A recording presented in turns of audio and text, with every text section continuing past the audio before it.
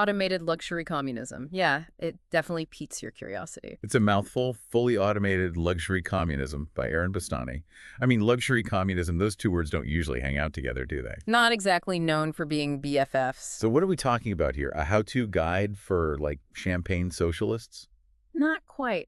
Think of it more as a thought experiment, really. Bastani's not presenting fully automated luxury communism, or FALC for short, as some rigid political ideology. Okay. It's more about exploring FALC as a potential outcome, given the whole tech trajectory we're on. Interesting. So less about red flags and more about, like, future forecasting. Where does he even begin with this? Yeah. Well, he starts by taking us on a little trip back in time. He looks at those major historical disruptions, the ones that completely upended the way humans lived. Right, like the agricultural revolution, the industrial revolution, those big... Exactly. The first and second disruptions, as he calls them. First, you've got humans going from, roaming around hunting and gathering to settling down with agriculture. Right. Completely reshaped society. Totally. Then the second disruption rolls in with the Industrial Revolution, steam engines, factories, mass production. Talk about a shakeup. Massive change. But I'm guessing it wasn't all, like, progress and rainbows, right? Yeah. There must have been some downsides to these disruptions. Oh, absolutely. He actually uses this kind of sad but fascinating example, the turnspit dog. The what now? Turnspit dog. Yeah. Before all the fancy tech, roasting meat was a lot of work. Someone had to constantly turn the spit to make sure the meat cooked evenly. And the turnspit dog, I'm guessing that's where it comes in. All right. They were literally bred to run on these little treadmills that would turn the spit. Then, boom, automation happens. No more need for the turnspit dog. Out of a job. It's like progress, but for whom, right? Makes you think about, like, what are the turnspit dog scenarios happening right now with AI and all that? That's a great point. And that leads into Bastani's next point. It's not just about change happening, it's about the speed, the acceleration. He uses this really vivid analogy, rice on a chessboard. Okay, I'm intrigued. Go on. So picture a chessboard. Each square is like a point in time, right? Now, you put 1 grain of rice on the first square, 2 on the next, 4 on the next, doubling each time. Okay, I'm with you. So by the time you get to that last square, how much rice do you think you have? I mean, a lot. Mountains of rice. More than mountains. We're talking a pile bigger than Mount Everest. It's this whole exponential growth thing. It sneaks up on you. So he's saying the pace of technological change is like that pile of rice. Basically. And that's where he brings in Moore's law, the idea that computer power doubles roughly every 2 years. Right, Moore's law. But how sustainable is that, really? I mean, we're talking transistors the size of atoms. There's got to be a limit. That's the million-dollar question. Even Bastani admits that the Moore's law we know, it might hit a wall. But he also points out that historically, every time we thought we were hitting a tech ceiling, boom, something new comes along and blows the roof off. So it's less about faster computers and more about this bigger trend of exponential growth across the board. Exactly. And if this whole third disruption thing is for real, with AI, automation, renewable energy, I mean, we could be on the verge of something unlike anything we've ever seen. A world of, dare I say it, fully automated luxury communism. Fully automated luxury communism. Yeah. It has a ring to it, doesn't it? But what does it actually look like? Are we talking, like, solid gold spaceships for everyone? Well, not exactly spaceships, but Bastani does paint a pretty compelling picture of this future of abundance. And he's not just talking about, more stuff for everyone. It's about abundance in terms of energy, resources, even the food we eat. So it's about more than just material possessions. It's about having enough of the essentials for everyone. Okay, I'm listening. Give me the rundown. What does this abundance look like in practical terms? Well, think about energy for starters. Bastani talks about a future powered by virtually limitless renewable energy. Driven by what? Solar power, wind power, that kind of thing? Exactly. The cost of solar, for example, has been plummeting. He argues that we're on the cusp of a solar energy revolution. And it's not just about harnessing energy here on Earth either. Wait, is he talking about space-based solar power? Beam the energy down from orbit? You got it. He even talks about asteroid mining, which sounds like something straight out of Star Trek, but it's actually something that's being seriously considered right now. Asteroid mining? That's wild. But is that even feasible with current technology? How do you even begin to mine an asteroid? Well, there are companies right now that are developing spacecraft and robotic mining equipment specifically for that purpose. It's still early days, of course, but the potential is enormous. We're talking about asteroids that contain vast amounts of precious metals and other resources. It's mind-blowing when you think about it. Limitless clean energy, access to practically infinite resources from space. It's like we're living in a science fiction novel. And it doesn't stop there. Vistani also talks about the potential of synthetic food production. Synthetic food? What, like food pills or something? Not quite. Think more along the lines of lab-grown meat, for example. It's about using technology to create food that's both ethical and sustainable. Lab-grown meat. I've heard about that, but I have to admit I'm a bit skeptical. Does it actually taste like real meat? The technology has come a long way. There are already companies that are producing lab-grown meat that's practically indistinguishable from the real deal. It's about addressing some of the major ethical and environmental concerns associated with traditional agriculture. Imagine a world where you can enjoy a steak without any of the guilt. Okay, now that's something I can get behind. Limitless clean energy, access to resources galore, guilt-free steaks. It all sounds pretty utopian. But I know you mentioned earlier that Bastani doesn't shy away from the potential downsides. What are some of the challenges or potential pitfalls he addresses? That's the thing, right? Just because we develop these incredible technologies doesn't mean that everyone will automatically benefit from them. Bastani is very clear that these advancements could easily exacerbate existing inequalities. Right, because technology itself is neutral. It's all about how we choose to use it. Exactly. He's particularly critical of the idea that just letting market forces run their course will magically lead to a fair and equitable distribution of all this abundance. So what's the alternative?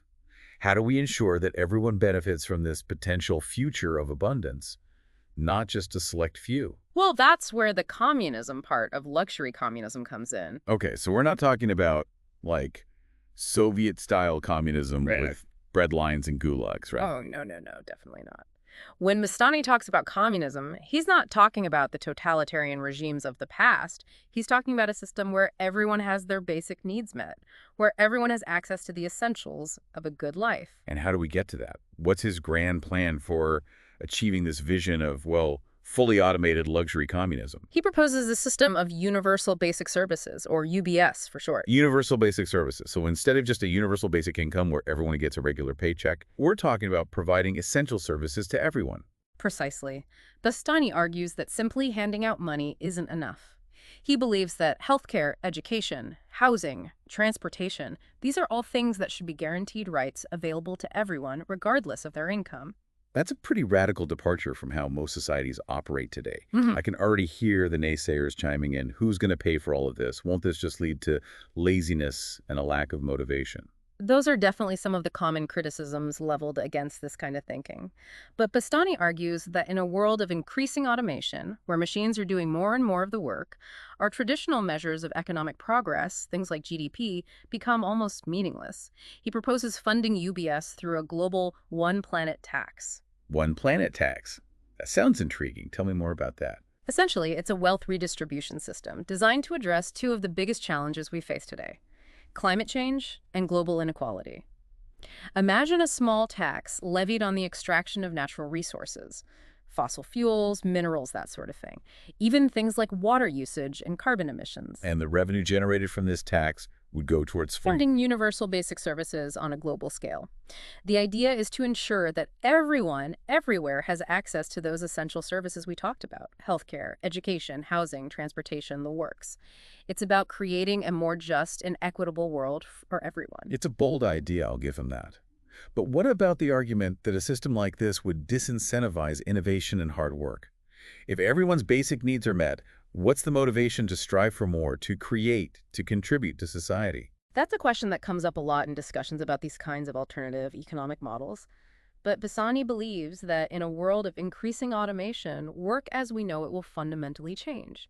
He envisions a future where people are freed from the drudgery of traditional jobs, where they're free to pursue their passions, to be creative, to contribute to society in meaningful ways. He sees this not as the end of work, but as the beginning of a new era of human flourishing. It's a compelling vision, I'll give him that. Yeah. But the question remains, is any of this actually achievable? Or are we just talking about a utopian fantasy? So is this whole fully automated luxury communism thing actually within reach? Or is it just, a nice idea, but ultimately a fantasy? That's the big question, isn't it? And to be honest, there's no easy answer. Basani himself is upfront about that. He presents FALC as a possibility, a potential path, not as a guaranteed outcome. So not a sure thing, more like a fork in the road. Exactly. He emphasizes that the future isn't preordained. It's not like some fixed destination we're inevitably headed towards. It's shaped by the choices we make, the paths we choose to take. So we're not just passive passengers along for the ride. We actually have some agency in how this all plays out. That's the whole point. He draws this really interesting parallel, actually, between Karl Marx and a guy named John Wycliffe. Okay, Marx, I get father of communism. But John Wycliffe, I'm drawing a blank. Who's that?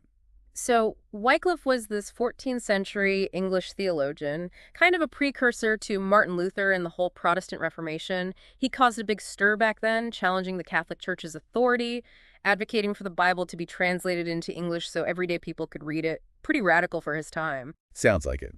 But I'm still not seeing the connection to FALC. Here's the thing. Wycliffe's ideas, as groundbreaking as they were back then, they didn't really take off during his lifetime. It wasn't until a century later, with the invention of the printing press, that his ideas really spread and sparked the Reformation. So the technology of the printing press was kind of the missing piece. Exactly. It created the conditions for those ideas to spread like wildfire. And Bastani's point is that even the most revolutionary ideas need the right technological conditions to really flourish. He argues that Marx, with his ideas about communist revolution, was living in a world shaped by the second disruption, a world still defined by scarcity. Right, back when the Industrial Revolution was still in full swing. Resources were limited, people were competing for jobs. Exactly. But these new technologies emerging from the third disruption, things like automation, AI, renewable energy, they have the potential to create a world of abundance. And in a world like that, well, suddenly Marx's ideas about a classless society, about everyone having their needs met, they don't seem so far-fetched anymore. It's a whole different ball game when you're not starting from a place of scarcity. Yeah. So where does that leave us then? What's the takeaway for our listeners who are trying to wrap their heads around all of this? I think the biggest takeaway is this. We're at a pivotal moment in human history. The decisions we make today about how we develop and utilize these emerging technologies, about how we structure our societies and economies, those decisions will determine what the future looks like. It's not predetermined. We have the power to shape it. No pressure, right? But seriously, it's a lot to ponder. What if Bastani is right? What if this radical shift, this move towards a world of abundance, is actually within reach? How should that change the way we think about the future, the way we live our lives today? That's the question I hope people walk away from this deep dive wrestling with. What if the limitations we've always taken for granted, the scarcity that's always defined our world, what if those limitations are no longer inevitable? What if we're on the cusp of something truly transformative? It's a lot to consider, but they're questions worth asking ourselves as we navigate this uncharted territory. It's an exciting time to be alive, that's for sure. Exciting and maybe a little bit terrifying too. Right. But hey, whoever said the future was going to be boring? That's all the time we have for today's deep dive into fully automated luxury communism. But be sure to check out the show notes for more information and resources. Until next time, keep exploring, keep questioning, and most importantly, keep your minds open to the possibilities.